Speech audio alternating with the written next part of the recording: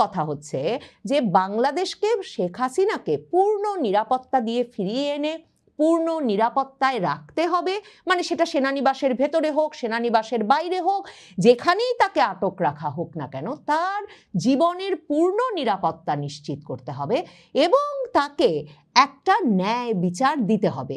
সেই কথাটাই দেখেন লাইন লাইন ধরে ধরে আজকে তারেক রহমানের মুখপাত্র তথ্য উপদেষ্টা ডাক্তার জাহিদুর রহমান সাংবাদিকদের সামনে বলেছেন।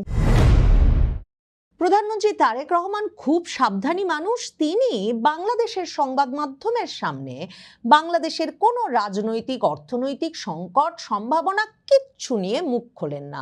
সরকার গঠনের পরেই তিনি তার মনোভাব, তিনি কি ভাবছেন, প্রধানমন্ত্রী তারেক রহমান কোনো বিষয়ে কি মত সংবাদ মাধ্যমে জানান দিতে চান, এই বিষয়টা খোলাসা করে বলার জন্য টকশোর প্রিয় মুখ সেই ডাক্তার জাহিদুর রহমানকে নিয়োগ দিয়ে দলের ভেতরেও চমকে দিয়েছিলেন। এই ডাক্তার জাহিদুর রহমান নিয়মিতভাবে সংবাদ মাধ্যমের সামনে হাজির হন এবং সরকারের বিভিন্ন কার্যক্রম বিষয়ে, সরকারের বিভিন্ন অবস্থান বিষয়ে ব্যাখ্যা বিশ্লেষণ করে সংবাদ মাধ্যমকে বোঝান।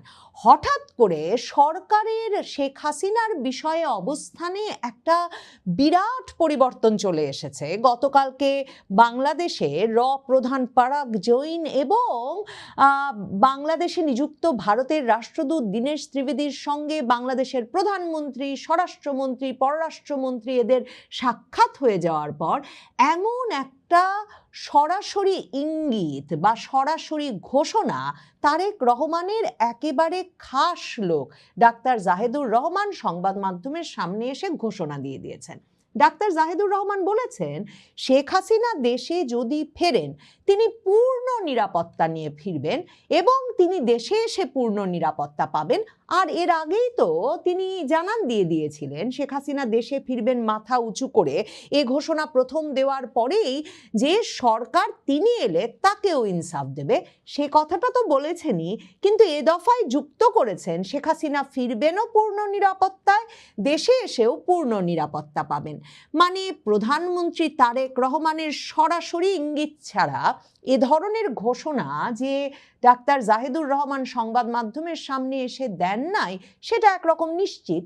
গতকালকেও পররাষ্ট্রমন্ত্রী বলেছেন তারেক রহমান ভারত সফরে এই অবস্থায় যাচ্ছেন কিনা সেটা এখনো নিশ্চিত নয়, এখনো প্রধানমন্ত্রী সেটা বিবেচনা করছেন। আজকেও দেখেন ডাক্তার জাহিদুর রহমান বলেছেন প্রধানমন্ত্রী তারেক রহমান তো ভারত সফরে যে কোনো সময় যেতে পারেন, কারণ তারেক রহমানের কাছে শুধু যে বিমস্টেক সভাপতি হিসেবে ব্রিক্স সম্মেলনে যোগ দেওয়ার আমন্ত্রণ আছে তাই তো নয়, তার কাছে তো ফেব্রুয়ারি থেকেই প্রধানমন্ত্রী মোদির একটা আমন্ত্রণ পত্র আছে যেখানে প্রধানমন্ত্রী মোদি প্রধানমন্ত্রী তারেক রহমানকে স্ত্রী কন্যা নিয়ে ভারত সফরে যেতে বলেছেন। তার মানে ভারত সফরের যে তারেক রহমান কিছুতেই যাবেন না, শেখ হাসিনাকে কেন দিল্লি সংবাদ সম্মেলন করতে দিল, শেখ হাসিনা কেন ওখানে বসে বাংলাদেশে যখন তখন ফিরে আসবেন এসব ঘোষণা দিচ্ছেন, এসব বিষয়ে যে তারেক রহমানের কোনো মন্তব্য নাই, বরং তারেক রহমান যে প্রধানমন্ত্রী হিসেবে, বাংলাদেশের নবনির্বাচিত প্রধানমন্ত্রী হিসেবে ভারত সফরে গিয়ে ভারত বাংলাদেশ সম্পর্কটাকে এগিয়ে নিতে আগ্রহী, সেটা একেবারে স্পষ্ট ডাক্তার জাহিদুর রহমানের বক্তব্য থেকে।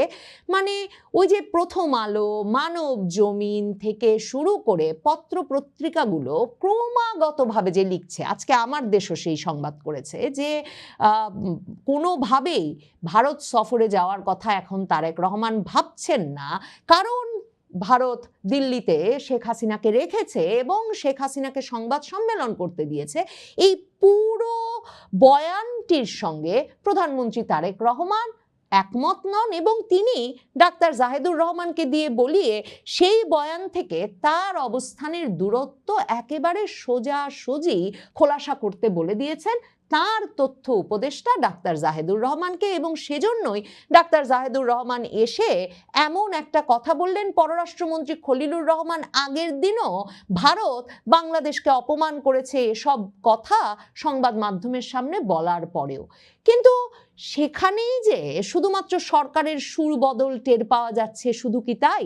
দেখেন, বাংলাদেশে যখন হঠাৎ করে ভারতের গোয়েন্দা প্রধান পারাগ জৈন আরও 3জন কর্মকর্তাকে নিয়ে, শীর্ষস্থানীয় 4 কর্মকর্তা, গোয়েন্দা কর্মকর্তা ভারতের, তারা হঠাৎ বাংলাদেশে চলে এলেন এবং সেই খবরটা প্রকাশ পেয়ে গেল, তাকে কোনোভাবেই তাৎপর্যপূর্ণ না বলে কোনো উপায় থাকে না। এবং তারপর সংবাদ মাধ্যমে খবর বেরিয়ে এলো যে এই পারাগ জৈন সহ গোয়েন্দা কর্মকর্তাদের শুধু বাংলাদেশের প্রধানমন্ত্রীর সঙ্গে সাক্ষাৎ হয়েছে তাই নয়, স্বরাষ্ট্রমন্ত্রী এবং প্রধানমন্ত্রীর প্রতিরক্ষা উপদেষ্টার সঙ্গেও তাদের সাক্ষাৎ হয়েছে।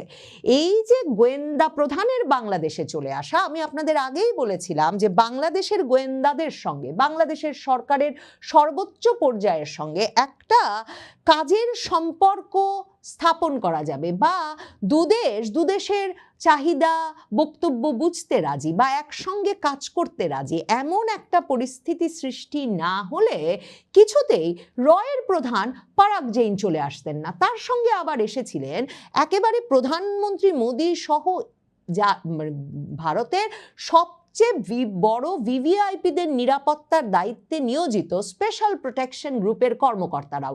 এই পারাগ জৈনও কিন্তু প্রধানমন্ত্রীর নিরাপত্তায় সেই এসপিজির একটা বিশেষ দায়িত্ব পালন করেন। কেন ভিভিআইপিদের নিরাপত্তা প্রদানের এই দলটি বাংলাদেশে? কেন হঠাৎ করে প্রধান কোনো কর্মকর্তাকে না পাঠিয়ে নিজেই এলেন?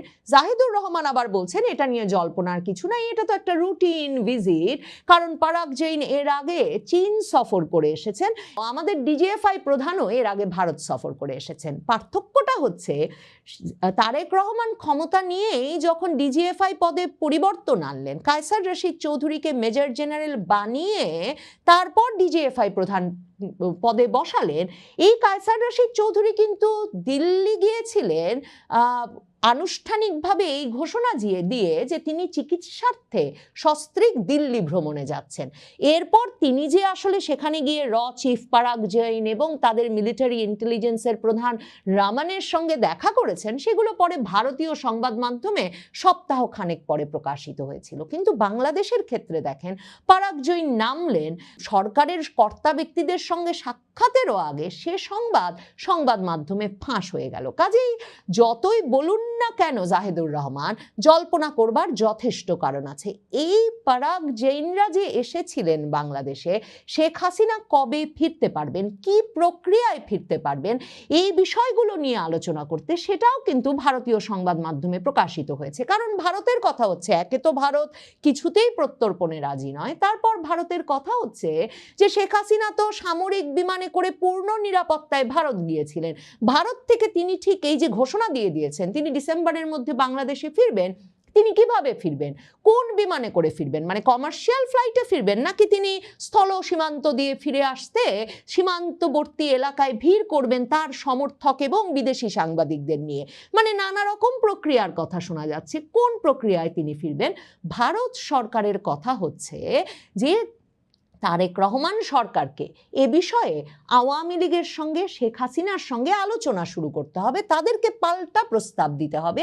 আপনাদেরকে আমি আগেই বলেছি, ভারতীয় গোয়েন্দা সংস্থার একেবারে প্রধান চিফ ঢাকায় এসেছিলেন এই কথাটা বলতে যে ভারত চায় শেখ হাসিনাকে যেমন করে পূর্ণ নিরাপত্তা দিয়ে বিমানে করে ভারতে নিয়ে যাওয়া হয়েছে, বাংলাদেশের সামরিক বাহিনীর জেনারেলদের প্রহরা দিয়ে, সম্পূর্ণ প্রোটোকল দিয়ে, এবং ভারত সরকার তাকে যেভাবে একজন সরকার প্রধানের প্রোটোকল দিয়েই এখন পর্যন্ত আতিথ্য দিচ্ছে, ভারত সরকার চায় বাংলাদেশ সরকার তেমনি ভাবে পূর্ণ নিরাপত্তায় তাকে বাংলাদেশ ফিরিয়ে আনবে। কারণ ভারত সরকার বিশেষভাবে উদ্বিগ্ন শেখ হাসিনার নিরাপত্তার বিষয়টা নিয়ে। ভারত সরকার মনে করে শেখ হাসিনা হঠাৎ করে বাংলাদেশে অন্য কোনো উপায়ে তারেক রহমান সরকারের তাকে নিরাপত্তা প্রদানের পূর্ণ প্রতিশ্রুতি ছাড়া পৌঁছলে তাকে পাকিস্তানি গোয়েন্দা সংস্থার মদতপুষ্ট জঙ্গি সংগঠনগুলো হত্যা করতে পারে। এই খবরের ভিত্তিতেই এই চিফের বাংলাদেশে আসা। একদিকে তারা পাকিস্তানি সশস্ত্র গোষ্ঠীগুলো যেসব শিবির বাংলাদেশে বানিয়েছে, ঘাঁটি বানিয়েছে, সেগুলো বাংলাদেশ সরকার ধ্বংস করুক সেটা যেমন চায়, তেমনি তাদের কথা হচ্ছে যে বাংলাদেশকে, শেখ হাসিনাকে পূর্ণ নিরাপত্তা দিয়ে ফিরিয়ে এনে পূর্ণ নিরাপত্তায় রাখতে হবে, মানে সেটা সেনানিবাসের ভেতরে হোক, সেনানিবাসের বাইরে হোক, যেখানেই তাকে আটক রাখা হোক না কেন, তার জীবনের পূর্ণ নিরাপত্তা নিশ্চিত করতে হবে এবং তাকে একটা ন্যায় বিচার দিতে হবে। সেই কথাটাই দেখেন লাইন লাইন ধরে ধরে আজকে তারেক রহমানের মুখপাত্র তথ্য উপদেষ্টা ডাক্তার জাহিদুর রহমান সাংবাদিকদের সামনে বলেছেন। তিনি কি বলেছেন শুনে আসলেই বোঝা যাবে সরকারের সুর কতটা বদলে গেছে এবং নিশ্চিতভাবে কোনো আলোচনা চলছে। হাসিনাও যদি বাংলাদেশে আসেন, উনি তো বলছেন ডিসেম্বরে আসবেন, আমি বহুবার বলেছি তিনি যদি আসেন পূর্ণ নিরাপত্তার সাথে তিনি আসবেন, পূর্ণ নিরাপত্তার সাথে তিনি বিচারিক প্রক্রিয়ায় যাবেন, পূর্ণ অধিকার ভোগ করবেন বিচারিক প্রক্রিয়ায়, যা যা করা দরকার। তারপর আদালত যে সিদ্ধান্ত নেবে সেটা আমরা সবাই মেনে নেব।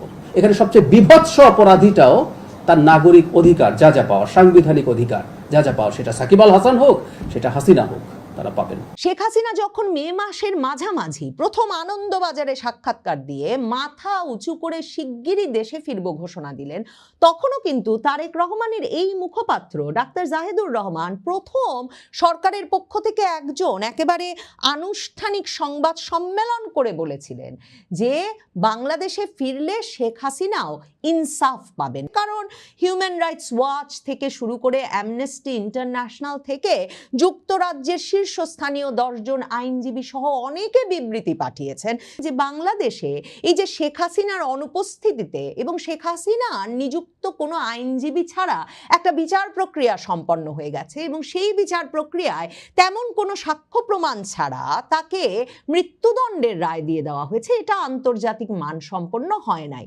এখন শেখ হাসিনা দেশে ফিরলে তাকে পুনর্বিচারের সুযোগ দেওয়া হবে, মানে অনেকে তো বলছেন যে তাকে সাথে সাথে মৃত্যুদণ্ড দিতে হবে, তাকে সাথে সাথে কন্ডেম সেলে নিয়ে যেতে হবে, কারণ তার আপিলের মেয়াদের সময়সীমাও পার হয়ে গেছে। সরকার সরাসরি প্রতিশ্রুতি দিয়ে রেখেছিল সেই মে মাস থেকেই এই জাহিদুর রহমানের মাধ্যমে যে তিনি ইনসাফ পাবেন, তিনি আসলে তাকে পুনর্বিচারের সুযোগ দেওয়া হবে এবং আদালত যদি তাকে নির্দোষ ঘোষণা করে তাহলে সরকার সেটা মেনে নেবে। সে কথাটা তো আবার পুনর্ব্যক্ত করলেনই ডাক্তার জাহিদুর রহমান।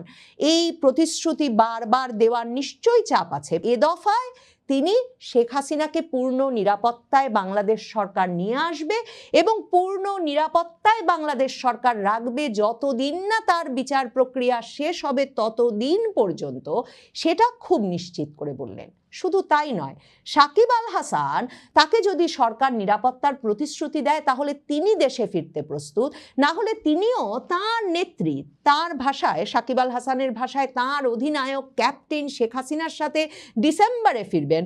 রয়টার্সকে ডেকে এ সাক্ষাৎকার দেওয়ার পর আন্তর্জাতিক সংবাদ মাধ্যম সে খবরেও সয়লাভ। এখন তারেক রহমানের খাস লোক ডাক্তার জাহিদুর রহমান সংবাদ মাধ্যমকে বলছেন, এসব কি বলছেন সাকিব আল হাসান? তিনি আসলেই কি এয়ারপোর্টে মব হবে? তিনি তার দেশে আসবেন, তিনিও ন্যায় বিচার পাবেন, এটা বারবার বলার কি আছে? কিছু একটা ঘটে গেছে, কিছু একটা ঘটছে নিশ্চিতভাবেই, যাতে কিনা সরকারের সুর এমন ভাবে বদলে গেছে।